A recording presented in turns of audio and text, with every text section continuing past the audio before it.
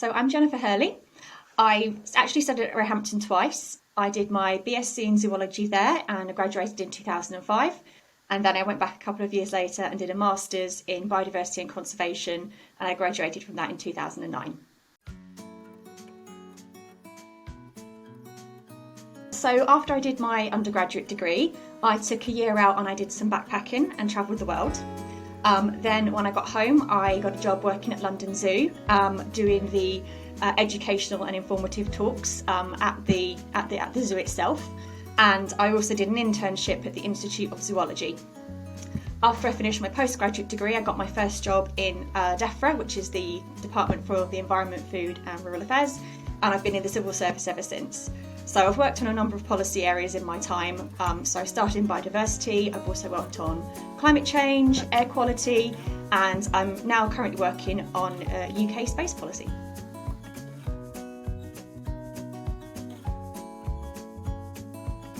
I do, yeah. I've obviously still got very strong links with the university, but being a student there was a very different experience. And I mean, I was there when Whitelands was a different campus as well, so I had the opportunity of being on the new campus and the old one too. But it was a great time. I had, three of the best years of my life. I met some of my best friends there. I studied with some really wonderful lecturers and academics, and being at the university gave me the skills and the confidence to get into the career that I wanted to do. So it was a great time. I missed it a lot, and it's a beautiful campus as well. I mean, the uniqueness of it of being one campus in London rather than splintered across the city. You get that campus university experience, but also you get the experience of living in London as well. So it was a wonderful place to study.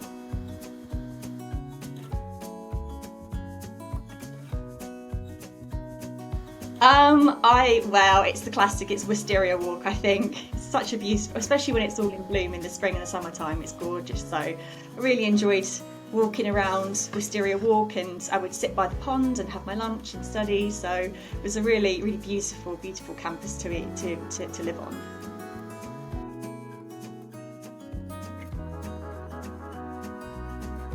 I think studying graduated from Roehampton was integral in getting to where I am today. So the undergraduate and the postgraduate degree, both in the environmental field, helped me get into DEFRA, which was the first job in the civil service that I had. And then throughout the rest of my career was very, very strongly related to the environment. So the skills, the qualifications, the qualities that I brought to the role, I developed at Roehampton. So it really was integral in getting me started on my career path.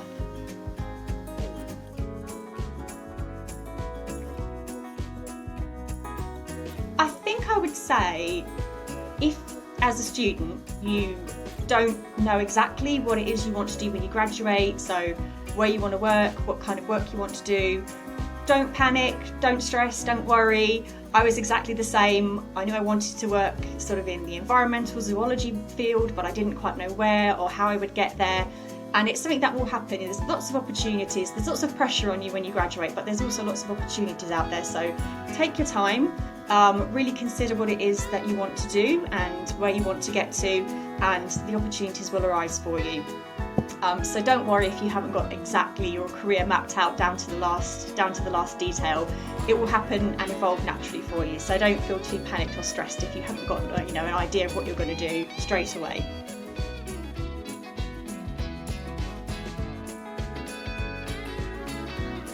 So I think I definitely see myself still being part of the government, part of the civil service. It's a career that's been really,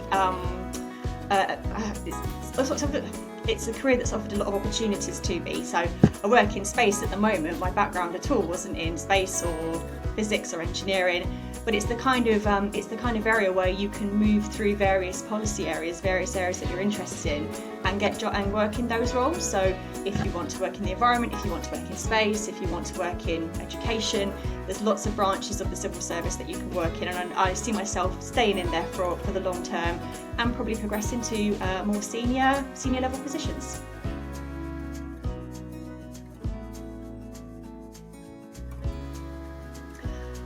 It's really hard to single out one single person. So, I mean, when I was there in 2005, I know a lot of the lecturers are probably still around, but there were some really, really inspiring people teaching at Roehampton.